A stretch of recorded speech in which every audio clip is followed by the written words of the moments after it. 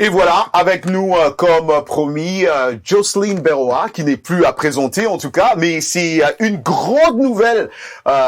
C'est pour cette grande nouvelle d'ailleurs qu'on la reçoit ce soir dans RM Show sur Voice of America. Pour moi, c'est un honneur, un privilège. Jocelyne, c'est un privilège. Je sais que vous entendez ça toujours, hein, mais moi aussi, je devais le dire aussi en ma façon. C'est vraiment un privilège, un honneur de vous recevoir, et surtout pour mes auditeurs et mes téléspectateurs qui vous adorent aussi. D'abord, je commence par vous demander, hein, Jocelyne, comment vous allez, hein? Comment je vais? Ma foi, je vais bien. Ouais. Je suis à Paris depuis à peu près 8 jours et je fais la promotion de mon livre qui vient de sortir. Ouais. Donc, j'ai des journées un peu chargées, mais c'est pour la bonne cause. Donc, et ce qu'il y a d'intéressant, c'est que chaque personne a sa partie du livre qu'elle préfère ou sur laquelle elle a envie d'avoir des précisions. Ouais. Ce qui fait que c'est très intéressant parce que je répète pas toujours la même chose, quoi. Voilà.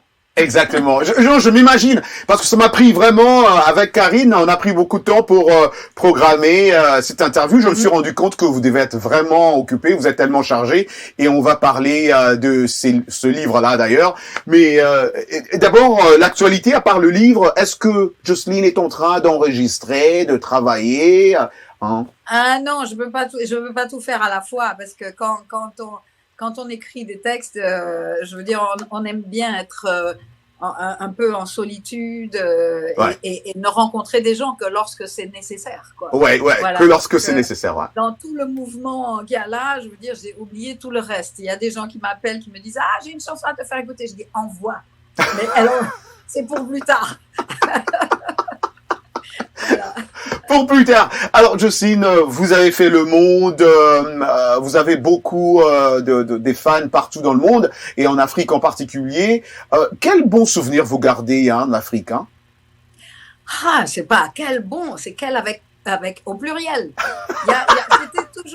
C'était toujours des découvertes. Je veux dire, le Sénégal, c'est pas la Côte d'Ivoire, c'est pas le Congo, c'est pas, voilà. Donc chaque pays avait son cachet. Et je veux dire, à chaque fois, c'était toujours pour nous un émerveillement.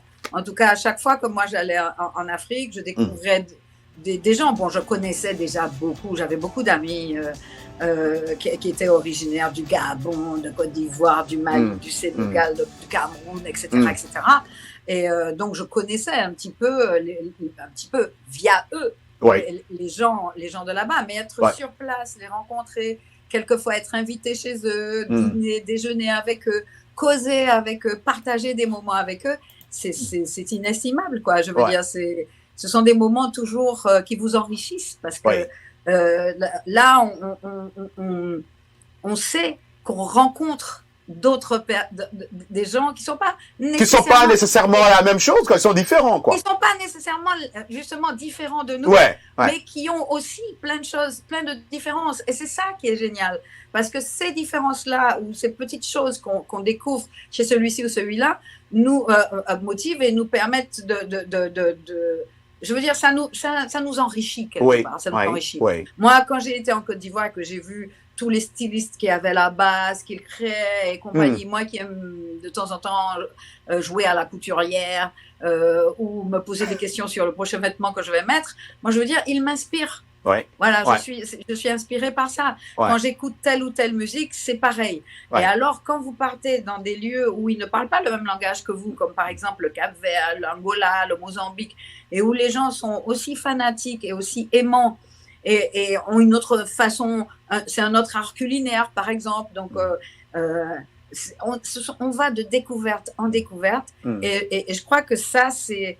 peut-être que si je devais souhaiter à chacun quelque chose de beau, ce serait de pouvoir beaucoup voyager. Wow. Il faut aller voir ailleurs. Il faut parce que, bon, en fait, ce monde est magnifique. Ce monde vous offre des tas de choses. Je veux dire, des paysages différents, une architecture différente, une façon de vivre différente aussi, mais qui est aussi belle, tout aussi belle que la nôtre, quoi. Je veux dire, c'est partager avec l'autre, c'est un enrichissement, mais c'est aussi un immense bonheur, quoi. Voilà. Et ça, c'est une petite fille née à Fort-de-France qui ne s'imaginait pas qu'un jour, elle allait faire le monde, elle allait voyager partout dans le monde. Non, non, pas du tout. En fait, je pensais toujours que j'allais voyager parce que quand on était petits, nos parents, avaient la chance de pouvoir nous amener de temps en temps dans les îles voisines, ce qui fait que j'ai eu l'occasion de connaître quelques îles de la Caraïbe, déjà petites. Ensuite, ma mère était fonctionnaire, elle était professeure d'anglais, donc tous les 5 ans, il y avait des voyages qui étaient possibles.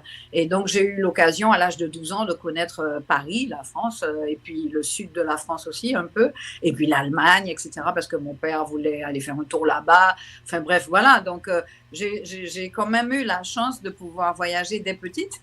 Et donc, cet esprit de vagabondage était déjà en moi. Ce qui fait que quand ça m'a dit on va à tel endroit, c'était youpi! La seule chose que je déteste dans les voyages, c'est de devoir faire des valises. J'aurais aimé être suffisamment riche pour tout acheter en arrivant. J'ai horreur de faire des valises. Voilà. Alors là, je m'attendais peut-être que la seule chose, c'est l'avion, c'est de prendre l'avion. Hein? Alors évidemment, c'est souvent des pertes de temps, surtout que mais c'est nécessaire. Il est nécessaire qu'ils fassent du check-in, qu'ils regardent s'il n'y a pas, voilà. Mais il faut déjà faire les valises. Ça, il faut commencer par là. Yes. Et du coup, en parlant de voyage et des destinations, avez-vous un endroit que vous adorez, que vous aimez bien? Il y a plein d'endroits que j'adore. Il y a des endroits où on n'est pas resté assez longtemps. Par exemple, on est allé à Dubaï. On est resté 2 jours. On a réussi quand même à aller faire un tour près du désert, tout près du désert. Wow. Mais en fait, le chauffeur qui nous conduisait nous a enturlupé. Il nous a bien eu parce qu'il nous a fait croire qu'il savait où aller. Moi, je voulais faire des photos de dromadaire au coucher du soleil et j'ai tout raté. Parce que je fais de la photo aussi. Donc, j'aime bien, si j'ai un petit peu de temps, j'aime bien pouvoir aller vagabonder avec mon appareil. Et depuis la voiture, souvent, je fais plein de photos pour ramener, quand je n'ai pas le temps, justement, parce qu'on ne nous paye pas des vacances. Hein, quand on va retourner.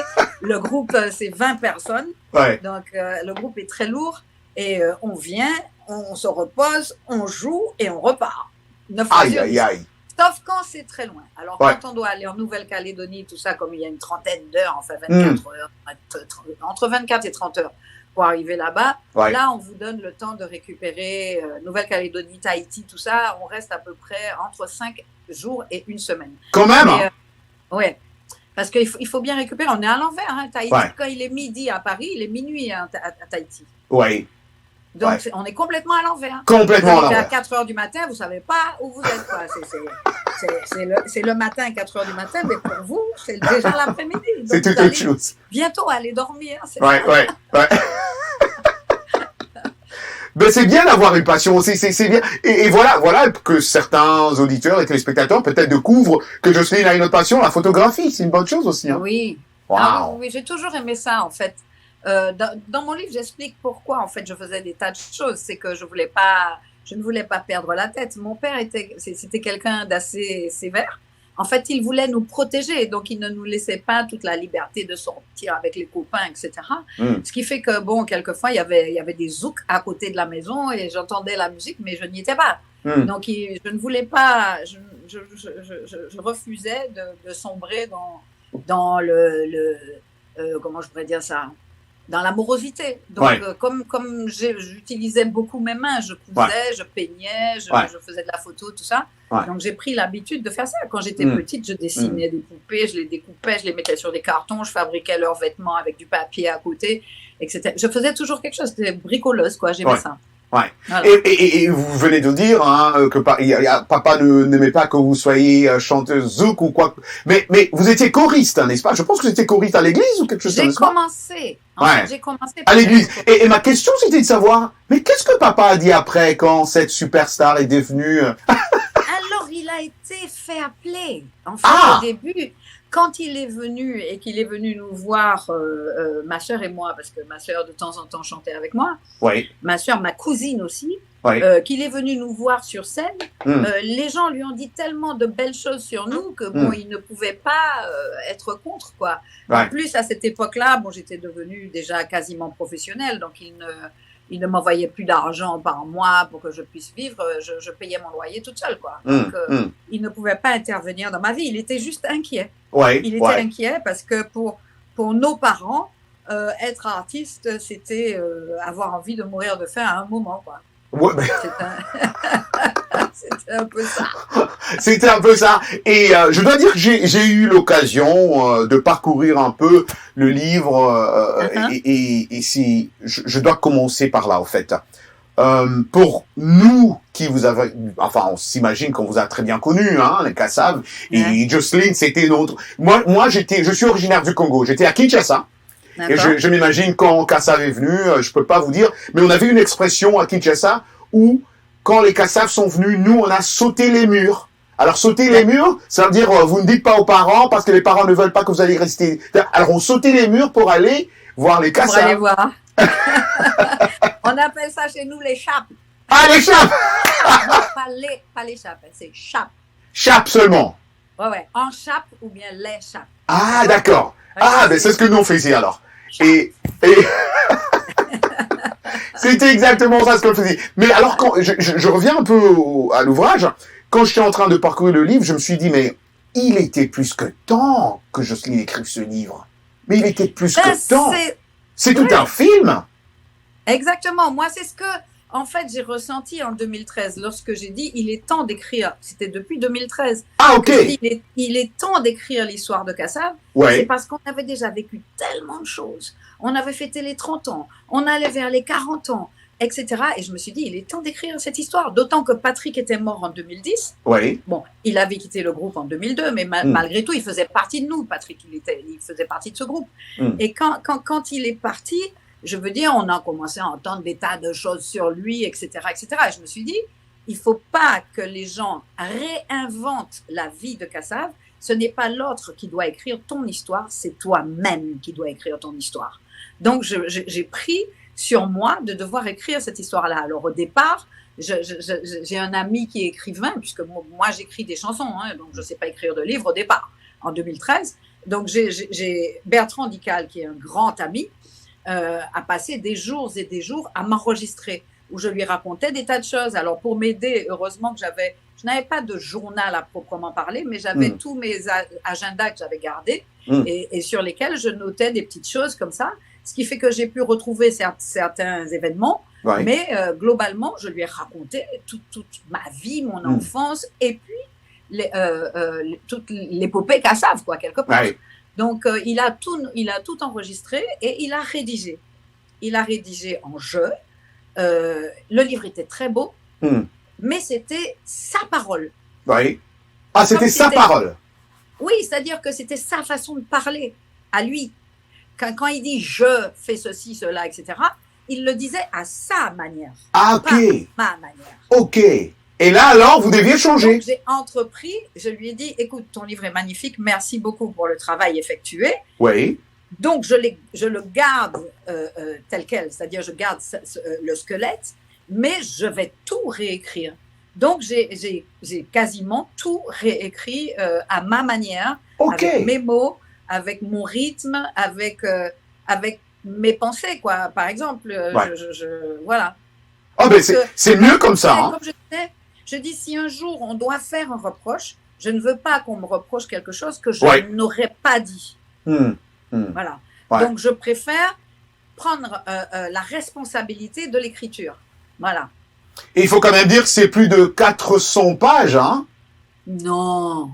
Mais non? Non, pas du tout. Pas du tout. Le livre au départ faisait 450 pages. On l'a descendu à moins de 300 pages. Le livre a peut-être au total 320 pages au total, je crois. Mais il y a quelques pages de photos dedans. Oui. Donc, il faut ôter les pages des photos et c'est un peu moins de 300 pages. J'ai vu quelques photos, des très belles photos. Mais alors, loin de la mer, pourquoi ce titre, hein? Eh bien, parce que déjà, alors au départ, mon premier titre. Ça commence toujours avec. mais oui, parce que c'est toute une réflexion à chaque fois. Ouais, c'est vrai. Je veux dire, le tout premier titre, c'était La Pagaie d'or. La Pagaie d'or, c'est-à-dire qu'on ramait, c'était la galère. Parce que vous savez, quand on vous dit c'est une galère, parce qu'on a fait plein de concerts, quel que soit l'endroit, hein, qui était galère. Voilà. Comment ça? Comment ça galère? Dans quel sens? Ben, on a eu pas mal d'aventures. Quand vous allez lire le livre en profondeur, vous allez voir toutes les aventures qu'on a eues. Et moi, j'ai dit, mais Kassav mérite la baguette d'or, c'est pas possible. Et à la limite, je me disais, mais c'est peut-être pour ça que les autres artistes, les big stars, déjà suffisamment de monde pour gagner leur vie. Ouais. Je veux dire, ils n'y allaient pas parce qu'ils savaient très bien que ça se passerait pas tout à fait comme il faut. Et puis, il faut dire aussi que beaucoup de nos organisateurs, que ce soit dans toute la Caraïbe et quelquefois en Afrique, je veux dire, ils s'improvisent organisateurs. Ils n'ont pas fait d'études pour ça. Ils n'ont pas, voilà, donc ils sont fanatiques ou alors ils pensent qu'ils vont faire un tas d'argent, donc ils veulent faire venir le groupe qui fonctionne, qui va faire venir du monde. Et le problème, c'est que souvent les choses sont traitées à la dernière minute, donc ça coûte 4 fois plus cher. Quand le gars se retrouve en fait à devoir payer tout ce qu'il a à payer trop cher parce qu'il s'y est pris trop tard, parce que les autres lui mettent la corde au cou. Tu viens à la dernière minute, c'est que tu as besoin de moi, donc tu vas payer ça, quoi, c'est tout. Et donc il se retrouvait un peu dans l'embarras et quelquefois il disparaissait dans la grande Afrique et on n'était pas payé au bout du compte. Et comme nous commencions aussi, on n'avait pas non plus une équipe très affûté. Ouais. Donc, c'était des gens qui étaient sympathiques, ça se passait bien, tout le monde était content, voilà, on est Kassav et compagnie, etc. Et ils ne surveillaient pas suffisamment leurs arrières. Donc, quand ils cherchaient le bonhomme à la fin, il n'y avait plus personne, quoi. Et donc, on a eu plein de mésaventures comme ça. Mais bon, ça nous a fait rire parce que je crois que ce qu'on retient de toutes ces tournées-là, c'est l'accueil qui nous était réservé. Parce que les gens étaient vraiment... soutenaient le groupe, quoi. Soutenaient le groupe. Et je dois dire, et je le dis et je le répète, Kassav, si Kassav a été appelé par des majors en France, c'est bien parce que les gens constataient qu'en Afrique, ça faisait un réel tabac et qu'ils se sont dit à un moment, mais je crois qu'on rate quelque chose. Parce qu'en France, on n'existait pas encore. Quand on a commencé à tourner en Afrique, il y avait très peu de gens qui soutenaient Kassav. Il y avait une radio comme Radio Nova, il y avait des journaux comme... on avait des articles dans Libération, il y avait le journal Actuel, des choses comme ça. RFI a beaucoup diffusé Kassav avec Gilles Aubringer à l'époque. Gilles Aubringer avait une émission musicale. Ouais. Il passait le soir de la musique antillaise et il a vraiment fait démarrer Kassav par le biais de RFI. Mais la France elle-même ne connaissait pas Kassav, n'était pas... voilà. Et c'est quand, en fait, quand j'ai fait mon album en décembre 86 avec le titre Collet serré, en 87, j'ai fait une télé avec Philippe Laville qui m'a demandé de faire une reprise avec lui. C'est à ce moment-là qu'ils ont commencé à entendre un peu une vague interprétation, enfin pas une vague, une interprétation de la musique de Kassav puisqu'on avait tout refait avec Philippe, puisque Philippe, lui, faisait de la variété française. Donc automatiquement, ses arrangements n'étaient pas aussi West Indian que les nôtres, quoi. Et donc, il faisait parce qu'il s'adressait au peuple français. Voilà, et donc, ils ont commencé à s'habituer à me voir, à entendre un peu le son de Kassav, un petit peu, ce qui fait que quand Kassav est arrivé en décembre 87 en France, le terrain était prêt. Le terrain était prêt. Et qu'est-ce qui a fait alors que ça prenne, que ça explose en Afrique, d'après vous, hein? Je pense que déjà, ça a explosé en Afrique pour les mêmes raisons que ça a explosé chez nous. C'était une musique qui était énergisante, c'était une musique qui vous rendait gai, c'était une musique qui vous donnait la pêche. Voilà, je crois que c'est ça. C'est une musique dans laquelle tout le monde se reconnaît parce que, je veux dire, vous pouvez marcher dessus, vous pouvez sauter dessus, vous pouvez vous asseoir. Vous pouvez zouker. Voilà, vous pouvez vous asseoir et l'écouter, vous pouvez zouker, etc. Il y a eu effectivement les formules un peu plus ralenties qui ont rapproché les gens. Voilà. Donc c'était, mais bon, dans la danse, ça a toujours existé. Hein. Quand il y avait le slow, personne ne regardait ce qui se passait. Hein. Maintenant, aujourd'hui, on dit que le zouk, c'est une danse sensuelle. Le tango l'a été. La danse classique l'est quelquefois, etc. Donc bon, voilà. Mais Jocelyne, du coup, ça a un peu changé aujourd'hui. Hein. Votre zouk, c'est pas le zouk qu'on entend aujourd'hui. Ça bouge moins. Mais c'est une inspiration du zouk. C'est exactement comme le R&B qui est venu de quoi? Qui est venu du blues. Du blues, jazz, etc. Jazz et blues, Le reggae est venu du rocksteady. Le rocksteady de quoi? Ben encore du blues, etc. Du rock, tout simplement. Donc, automatiquement, toutes ces musiques, on ne crée jamais à partir de zéro. Personne n'a créé à partir de zéro. C'est parce qu'il y a quelque chose et qu'on veut fabriquer autre chose qui ira plus loin qu'on prend une base. Notre base, c'était la musique traditionnelle de chez nous, de la Guadeloupe d'abord. Et puis quand il y a eu des Martiniquais, les Martiniquais, dont moi, étaient nourris quand même avec une bonne base de la musique, des musiques traditionnelles de chez nous. Donc automatiquement, quand vous savez qui vous êtes, vous pouvez créer sans imiter l'autre. Vous pouvez donc proposer quelque chose à l'autre. Et l'autre, il le prend et il en fait ce qu'il veut. Mais il n'empêche qu'on reconnaît quand c'est R&B, on dit bien, ah, ça c'est du R&B. Quand c'est du zouk, soyons honnêtes, il faut dire que c'est du zouk. Ah ben, je défends ma paroisse. Hein. Il faut défendre sa paroisse. Mais oui, parce qu'en fait, on a trop galéré en fait, pour installer ce style musical, pour qu'aujourd'hui, si tu veux, on lui donne toutes sortes de noms, sauf son vrai nom. Exactement, et vous avez tout créé jusque-là. Qu'est-ce que vous faites aujourd'hui? J'adore déjà le livre, mais qu'est-ce que le groupe Kassav, qu'est-ce que cet empire Kassav fait pour continuer avec la nouvelle génération à prêcher cette jeune génération? Alors. Parce que, pardon Jocelyne, mais il faut quand même se dire que c'est comme si, vous vous rendez compte qu'il y a encore une génération qui ne fait que penser du Kassav jusqu'aujourd'hui. Donc il y a eu un gap in between, comme on dit. Alors, je vais vous dire une chose. Tous les musiciens qui travaillent, d'accord, tous les vrais musiciens qui travaillent, qu'est-ce qu'ils font? Ils écoutent des tas de choses. Ils ne sont pas obligés d'appeler Armstrong pour savoir comment Armstrong jouait. Ils n'ont qu'à l'écouter. Et puis se poser les questions. Au début, qu'est-ce qu'on fait? On imite. Moi, quand j'étais petite, vous savez ce que j'écoutais? J'écoutais Mahalia Jackson, j'écoutais Piaf, ça n'a rien à voir, les deux, d'accord? J'écoutais Brel, j'écoutais Myriam Makeba, j'écoutais, quoi encore? Celia Cruz. Que des gens qui n'ont rien à voir. Mais j'essayais de chanter comme Celia Cruz, j'essayais de chanter comme Makeba, j'essayais de chanter comme Piaf et comme Mahalia Jackson. Tout ça, ça m'a nourri. Maintenant, quand je chante, je ne suis ni Piaf, ni Mahalia Jackson, ni Celia Cruz, ni machin. J'ai fait mon propre chemin. En fait, on apprend de l'autre. C'est-à-dire que quand quelqu'un, un musicien vous plaît, parce qu'il vous touche. Une musique vous plaît parce qu'elle vous touche, elle vous parle. Vos tripes reçoivent la chose. Si vous aimez une musique parce qu'elle est à la mode, c'est que vous n'avez aucune personnalité. Il faut savoir choisir ses musiques par rapport à ce dont vous avez besoin. Moi, je sais que j'ai des musiques qui m'apaisent et des musiques qui vont me donner de l'énergie. Donc, si je veux sentir et puis avoir de l'énergie, je ne vais pas écouter celle qui m'apaise. D'accord? Donc, en fait, c'est ça. C'est savoir à quel moment, quelle émotion, quelle chose est transportée là. Et dans le chant et dans les textes, machinalement, je veux dire, quand vous prenez l'habitude d'écouter réellement ce qui se passe, vous pouvez entendre quelque chose dans la voix qui fait que, ouais, c'est ça qui m'a touché. D'accord? Quand il va y avoir une phrase et la tournure de la phrase, qu'est-ce qu'elle est belle. Bon, cette tournure de phrase vous fait comprendre qu'il y a une façon de dire les choses. Vous n'allez pas répéter ce que l'autre a déjà fait, il l'a déjà fait. D'accord? Donc, il faut aujourd'hui que vous, dans ce que vous avez envie de dire, que vous trouviez la façon de séduire l'autre. La façon de toucher le cœur de l'autre. C'est ça.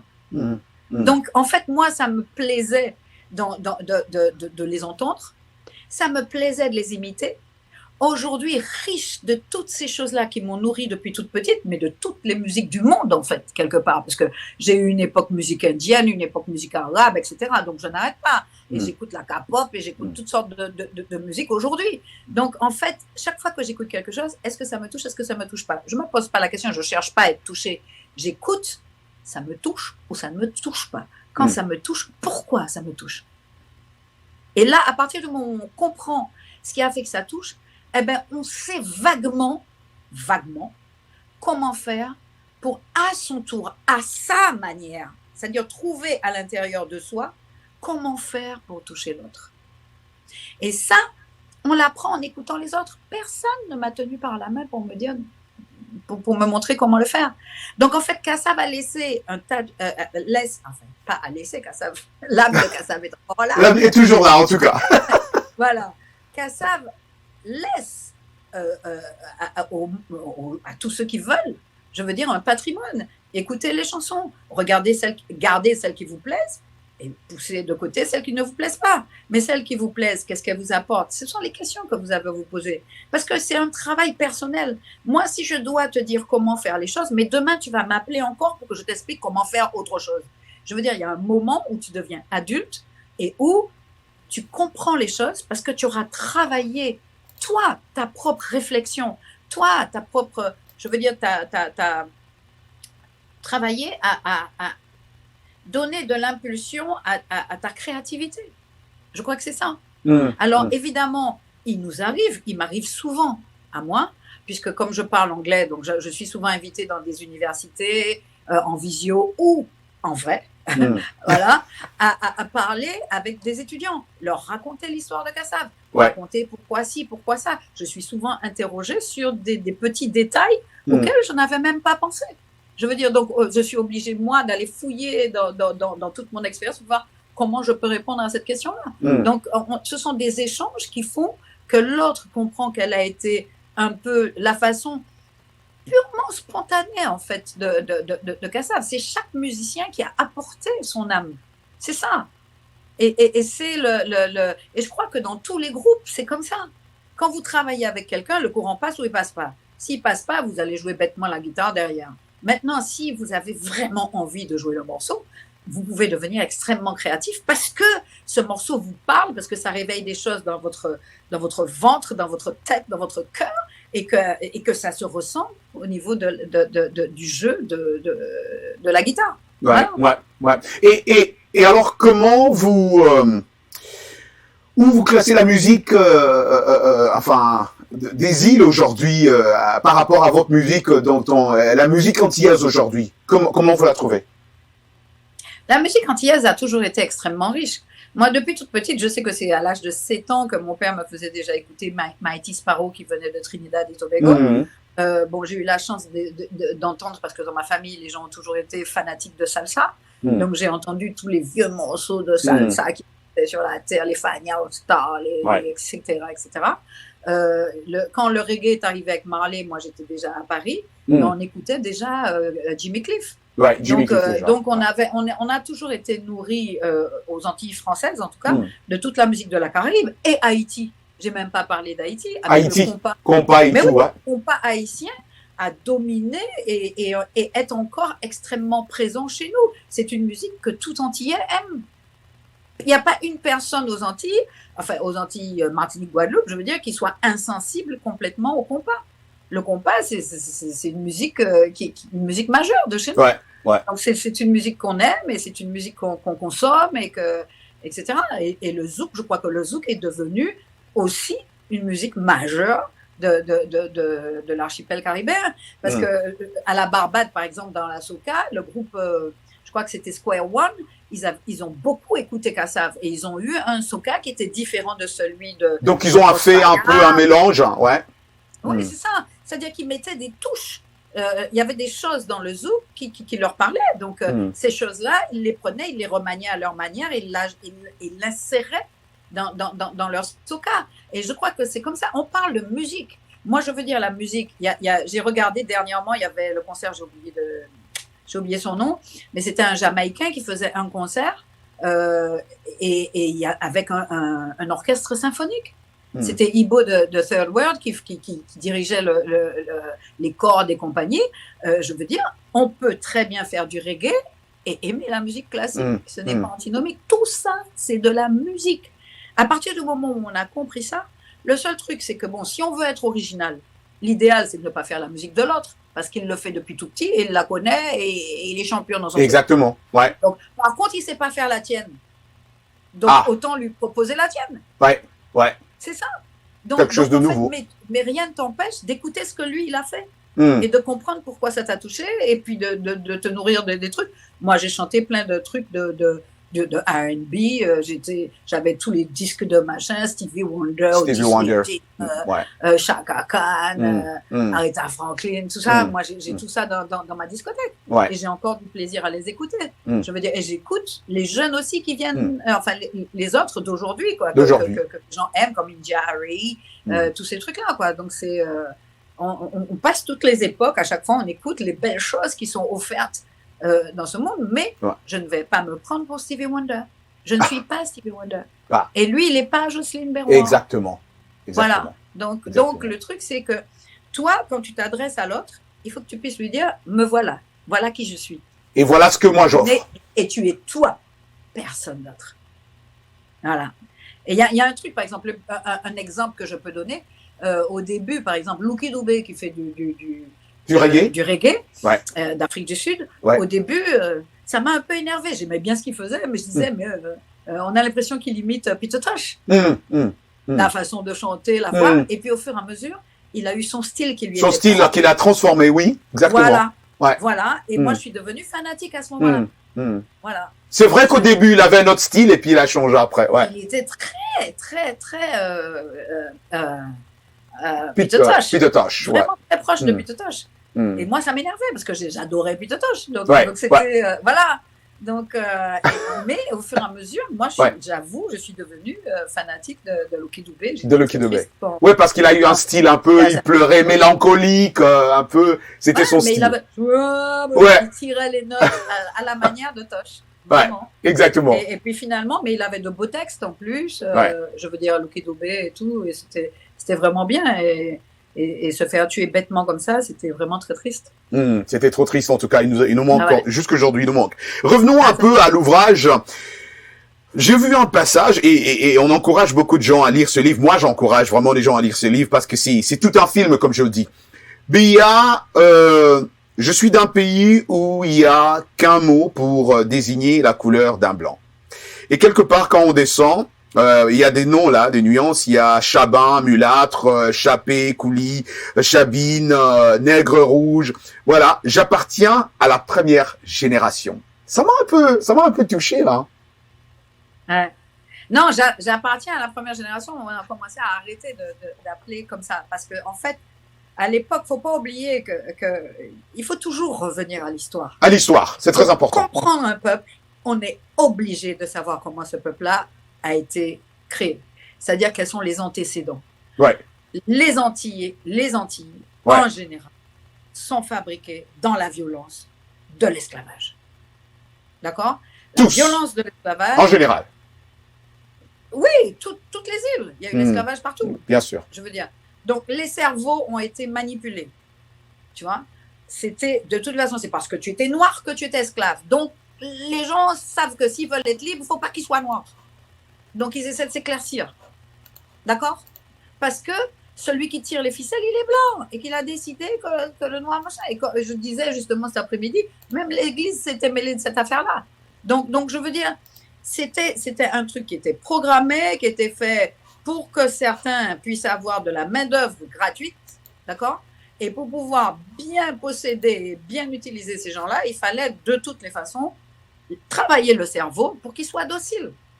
C'est clair. Donc, tous n'ont pas été dociles. C'est pour ça qu'il y a eu des révoltes.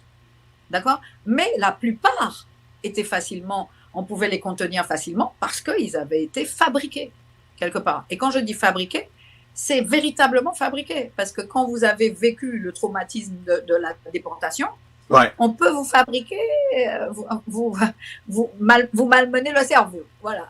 Donc, ce qui se passe, c'est que par la suite, pour défaire ça, c'est pas en 2 jours. Pas du tout. Voilà. Donc, on est obligé de comprendre cette histoire et se dire qu'il faut donner à chacun le temps de bien comprendre et de se décider à être debout, tu vois, non pas comme une résultante de ce truc-là, mais simplement comme un être humain. Voilà. Et qu'à partir du moment où il est un être humain, il est responsable. S'il veut être boulanger, il faut qu'il apprenne à faire le pain. Exactement. S'il veut être musicien, il faut qu'il apprenne à jouer d'un instrument ou apprenne à chanter, c'est tout. S'il veut être écrivain, il faut qu'il apprenne à écrire. On ne s'invente pas ceci ou cela. C'est tout. C'est le travail qui te permet d'arriver, d'exister, de réussir et d'aller dire à l'autre, mais voilà. Exactement, ce qui est très important. Donc, il y a un autre passage où vous avez dit mes parents ont vécu à peu près les mêmes expériences familiales, l'amour débordant de leur mère et la sévérité distante du père ou du frère aîné, la rigueur des bonnes manières et la ferme certitude que seules les études ouvrent un avenir serein. C'est ce qu'on appelle à Martinique, éducation bourgeoise. Les parents de Jocelyne étaient sévères côté éducation? Ils étaient très sévères. Ils étaient très sévères. Si on vous donnait quelque chose et que vous n'aviez pas dit merci, on te dit, hé, c'est tout de suite, c'est quoi? Oui, tu arrives, tu ne dis pas bonjour aux parents. Moi, les copains qui venaient et qui ne disaient pas bonjour à nos parents, mon père disait, faites-les ressortir. Ah oui, tu arrives, tu demandes où sont les parents, tu vas leur dire bonjour, et à ce moment-là, tu es autorisé à être dans la maison. C'était ça. Et c'était un minimum, parce que, bon, en fait, je crois que quand on laisse tomber toutes ces petites choses, on arrive en fait avec des relations un peu bizarres, quoi, où il n'y a plus de respect entre les gens. Or, le respect ne doit pas être quelque chose c'est pas un poids. Moi, respecter l'autre, c'est pas un poids pour moi, au contraire.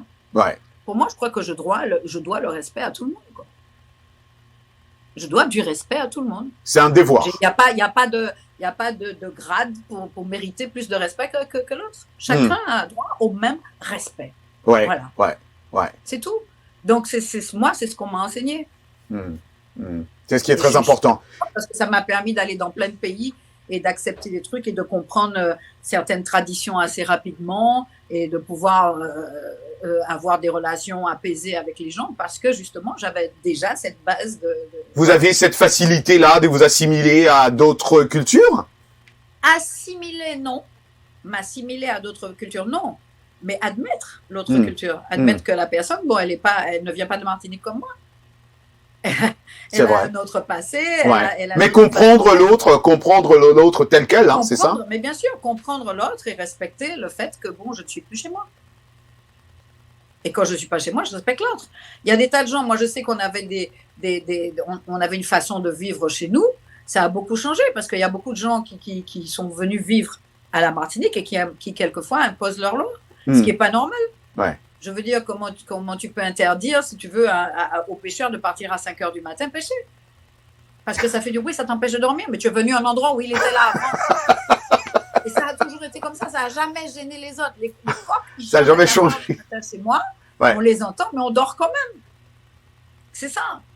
Et les nouveaux venus, ils ne comprennent pas parce qu'ils ne sont pas habitués. Parce qu'ils ne sont pas habitués, Mais c'est ça, le soir, on entend les grenouilles. Ah ben oui, il y a des grenouilles chez nous. C'est comme ça. Je veux dire, moi, quand je vais à Paris, je ne fais pas n'importe quoi à Paris. Je sais qu'à 10 h du soir, il faut que je baisse ma musique.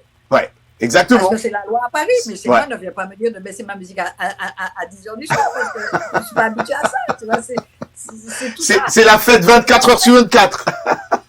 Et c'est le respect, justement, des traditions, de la façon de faire des autres. Et personne n'a le droit de venir imposer quoi que ce soit d'autre. Mais bon, maintenant, ça se fait avec la police, donc c'est un peu emmerdant. Ça c'est vrai. Je veux pas tout dévoiler, en tout cas dans l'ouvrage, mais je finis avec ce passage qui m'a beaucoup plu aussi. J'ai vu que la grand-mère, elle était tellement stricte parce que bref, il vaut mieux ne pas faire des fautes avec ma grand-mère paternelle, l'institutrice. Et des tantes également enseignantes au lycée à la moindre entorse orale ou écrite de cette langue française qui représente le sésame. Nous avons droit à un véritable cours de grammaire. Exactement. Oui, parce qu'il voulait que, en fait, quand on partirait faire des études, que quand si on doit s'exprimer, parler aux gens, qu'on ne fasse pas de faute de français. Ça serait la honte pour eux, pour elles, en fait. Donc, on avait droit aux dictées, on avait droit aux cours de grammaire, on avait droit à nous embêter avec le français. Mais bon, on a fini par l'apprendre, puisque de toute façon, il fallait passer les examens en français. Donc, voilà. Waouh. Et vous avez... elle représentait quoi pour vous, votre grand-mère? Mes deux grands-mères, en fait. Dans les deux grands-mères, exactement, les deux, ouais. Moi, je les aimais beaucoup. Je veux dire, ma grand-mère paternelle, elle a souffert des genoux, donc elle se plaignait beaucoup de ses genoux, mais c'était pas grave. Je veux dire. Ce qui était important, c'était l'amour qu'on partageait, et c'était ça, elle nous aimait, et c'était l'essentiel. Ma grand-mère maternelle, maintenant, était plus silencieuse, plus... et elle avait une certaine sagesse. Elle ne prenait jamais parti. Si on venait lui raconter quelque chose, elle disait « je veux entendre l'autre version ». Donc, elle ne donnait pas raison. On pouvait essayer de la voir, d'avoir son soutien. Non, elle donnait, elle apaisait tout le monde. Et c'était quelqu'un de vraiment... que j'aimais beaucoup. Je me rappelle, à l'époque, il y avait des mini-jupes, là, vous savez, c'est l'époque des mini-jupes et tout. Et moi, j'avais vraiment une mini-jupe, mais grave. Et quelque chose était tombé. Ils n'arrivaient pas à descendre, le truc, j'étais pas sûre qu'on ne verrait pas mes dessous, quoi. Et elle était debout à côté, elle me regardait, et elle riait. Et elle disait, je veux voir comment tu vas te débrouiller. Et ça voulait dire, tu as compris qu'il faut que tu rallonges ta robe. Ah! C'est ça que ça voulait dire. Ça, c'est l'éducation, hein. Voilà, c'est sa façon d'enseigner. Dans sa façon de machin, elle se moquait de moi, mais elle savait qu'en faisant ça, elle ne m'a pas engueulée, elle ne m'a rien dit, mais elle savait que son attitude allait m'obliger à penser que c'est parce que le vêtement est trop court qu'il faut que je le rallonge. Wow. Et je l'ai rallongé. Ouais. Voilà. Des bons souvenirs. Mais qu'est-ce qui vous a motivé, Jocelyne, à écrire, d'écrire ce livre, hein? Et surtout aujourd'hui encore, pardon, mais aujourd'hui que Jacob n'est plus avec nous. Ah ben, j'ai commencé avant que Jacob ne s'en aille. Ah, donc, d'accord, quand même. Oui, quand Jacob est décédé fin juillet de l'année dernière, le livre était déjà fini. Ah! Je devais remettre l'épreuve, comme on l'appelle. Et en fait, je leur ai demandé quelques jours de plus pour avoir l'occasion d'écrire quelque chose pour Jacob. Et en fait, j'arrivais pas à écrire. Je voulais surtout pas être triste. Et puis, j'ai eu l'idée de faire cette conversation d'une page avec lui. Et voilà. Et en parcourant le livre, hein, comme j'ai essayé de lire certains, les passages que je viens de lire, on sent qu'il y a des vérités. On sent qu'il y a un peu de tout alors. Mais expliqué d'une façon humoristique, si je dois le dire ainsi. Et c'est votre c'est la personne que je représente aussi. Est-ce que c'est comme ça que vous avez vous-même voulu écrire cette histoire ou ces histoires? C'est-à-dire que je ne pouvais pas l'écrire autrement. Pourquoi? Parce que je faisais partie d'un groupe, Kassav, où en général, je veux dire tout le groupe, on a ça de très antillais en nous, c'est-à-dire l'art de la dérision. On aime se moquer de nous. Voilà. Donc, quand il nous arrivait quelque chose, il fallait qu'on tourne cette chose en dérision, ne pas la solidifier en quelque chose de violent ou de machin, surtout si on s'en sort. Je veux dire, il y aurait eu peut-être un drame que peut-être qu'on aurait réagi autrement, j'en sais rien. Ouais. Mais bon, tant qu'il n'y avait pas de drame, alors on pouvait complètement dédramatiser la chose. Et c'était une façon de faire. Et c'est ce que j'ai appris avec mes copains. Parce que moi, j'étais toujours c'était la rigueur, j'étais un peu rectiligne, machin, je faisais toujours des remarques, il ne faut pas faire ci, il ne faut pas faire ça. C'était un peu la résultante de mon éducation. Et j'ai appris, en fait, à être plus souple, à être un peu plus... Respire, Jocelyne. Il me disait, respire. Et donc, voilà. Et donc, j'ai appris ça avec eux. Ouais. J'ai appris plein de choses avec eux. Je pense que je leur ai appris aussi des choses, mais j'ai appris plein de choses avec eux. C'est sûr qu'ils ont aussi appris. Et notamment, vivre ensemble. Parce qu'en fait, c'est différent tous. Jusqu'à maintenant, on a des façons différentes de penser, d'analyser les choses, etc. Mais il y a ce respect de l'autre et sa façon d'être, d'analyser, compagnie. Son ego doit être mis de côté, ça c'est clair. Quand vous faites partie d'un groupe, c'est le groupe qui compte. C'est ça.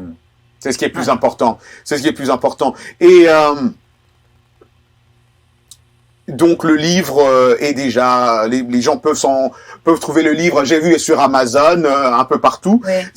C'est ce qui est très important. Mais j'ai beaucoup aimé les passages. Et moi, je vais même acheter pour mon frère qui adore les cassaves et il va bien. Mais est-ce que vous voyez pas un film après ça ou un documentaire? Moi, si quelqu'un voit un film, je suis open.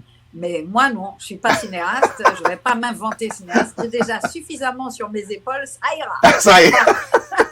Par contre, en ce moment, je suis en train d'essayer de trouver justement des éditions pour qu'il y ait des traductions dans d'autres langues, en anglais et en portugais surtout.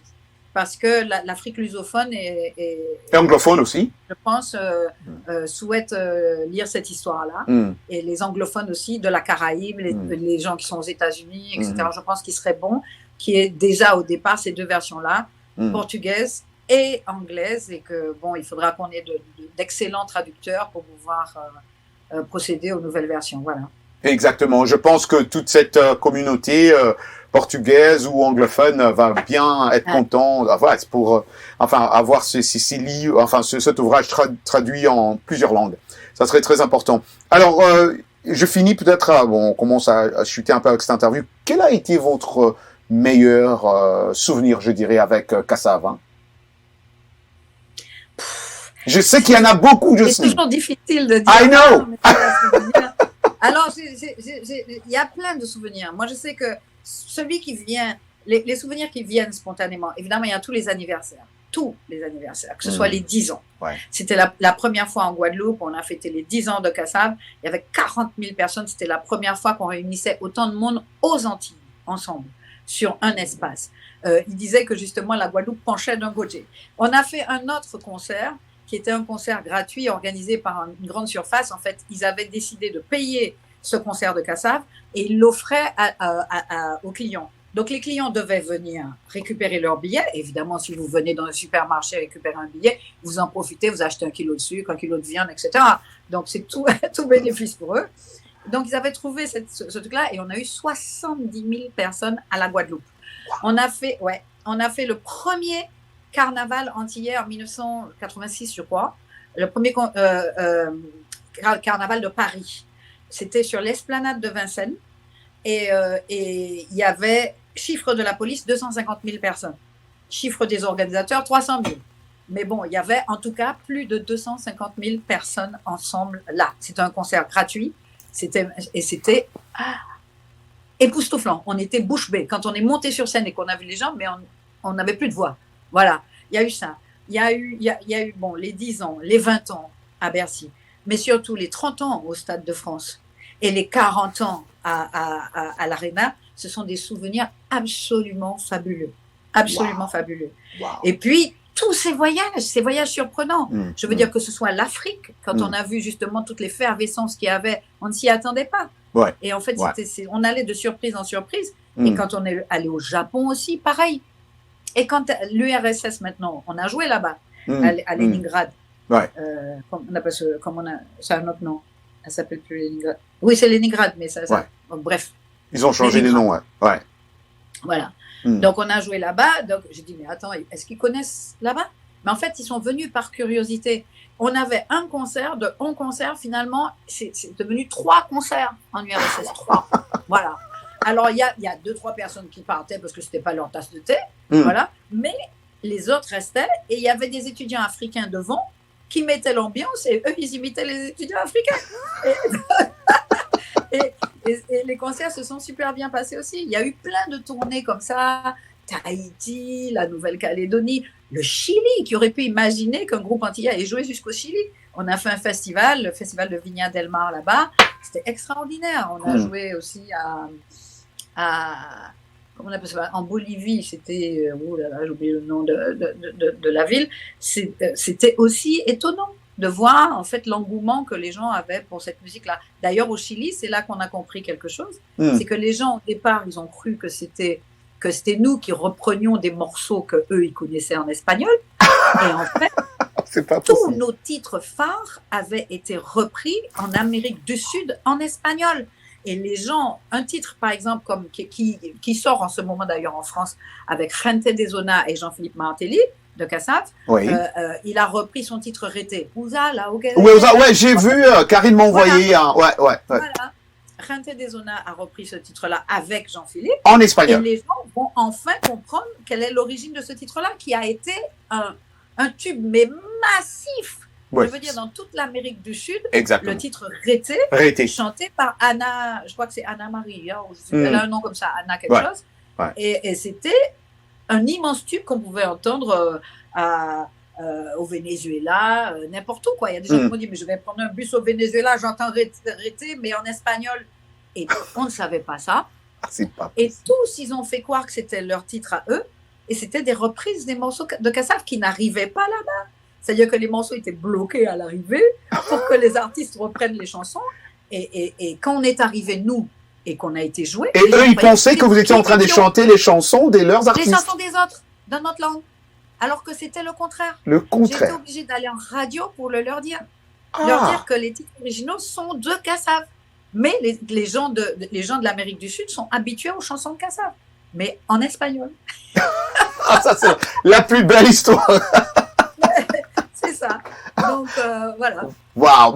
Là, on comprend qu'il y a beaucoup de bons souvenirs. Là, c'est clair. Ouais. Et tous ces auditeurs, ces téléspectateurs qui sont en train de nous suivre partout dans le monde, à propos de ce livre, Jocelyne Berroir, qu'est-ce que vous voulez leur dire ce soir? Je vais leur dire que s'ils ont envie de savoir un petit peu tout ce qu'on a traversé, que c'est peut-être que dans ce livre-là, ils vont avoir leur réponse. Alors évidemment, moi, c'est mon regard. Ça, c'est une chose il faut bien comprendre que c'est Kassav vu de l'intérieur, c'est-à-dire ce que Jocelyne a vécu dans Kassav. Maintenant, si Jacob était encore là et qu'il devait écrire le sien, ça aurait été peut-être différent. L'histoire même de la création de Kassav aurait peut-être été plus complète, aurait peut-être eu des choses en plus ou vues autrement. Mais je veux dire, lui, il pourrait parler de comment il était avant de monter sur scène, avant comment il composait, comment il faisait. Donc, il aurait pu raconter une autre phase de Kassav. Donc, j'espère que Jean-Claude, Jean-Philippe, Georges auront le courage, en fait, non pas d'écrire, parce qu'on peut justement toujours trouver quelqu'un pour nous aider à le faire, et je veux dire, mais qui puissent réellement le faire, qui racontent leur histoire. Parce qu'il faut laisser des traces pour les jeunes qui arrivent après. Parce que je sais que quand on se pose des questions sur Stelio, sur Léona, Gabriel Sohim, qui sont des anciens artistes de chez nous, qu'on n'a pas connus, nous, je veux dire, on se pose quelquefois des questions sur leur vie, comment ils faisaient, ils étaient à Paris, mais ils vivaient où, ils travaillaient où, est-ce qu'ils gagnaient leur vie, est-ce qu'ils gagnaient pas leur vie, est-ce que c'était difficile, pas difficile. Je veux dire, il y a plein de choses comme ça qu'on ignore, parce que ça n'a pas été raconté. Donc, il y a d'autres personnes qui ont vécu des choses de l'extérieur, qui viennent raconter ce qu'ils savent, eux, de ce qu'ils ont vu. Mais c'est peut-être pas la réalité de l'artiste lui-même.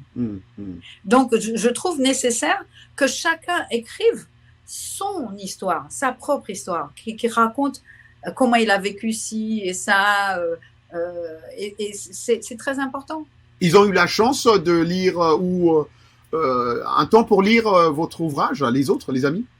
Les autres Kassav, je vais leur donner. Le livre est sorti, ils l'auront. Je crois que Jacob a eu le temps quand même de voir quelques passages. De voir un peu avant sa mort, ouais. Ouais. Je lui avais envoyé, il me semble, dans les premières moutures et quelque chose comme ça. Le manager, je lui avais envoyé aussi. Donc, il a eu l'occasion. Mais bon, les autres, ils sont tellement occupés que... Qu'ils n'ont pas assez de temps. Voilà. Donc, ils vont lire s'ils veulent. Exactement.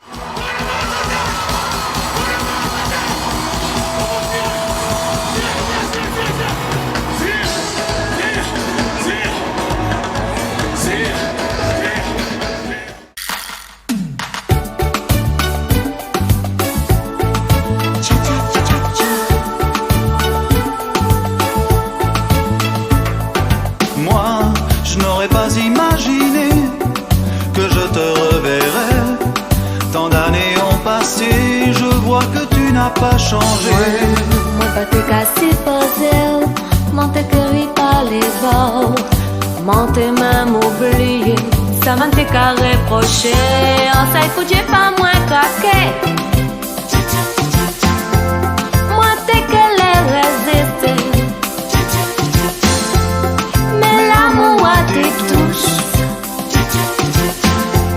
Là nous pas t'es qu'à jouer. nous t'es pendant pour nous t'es parler.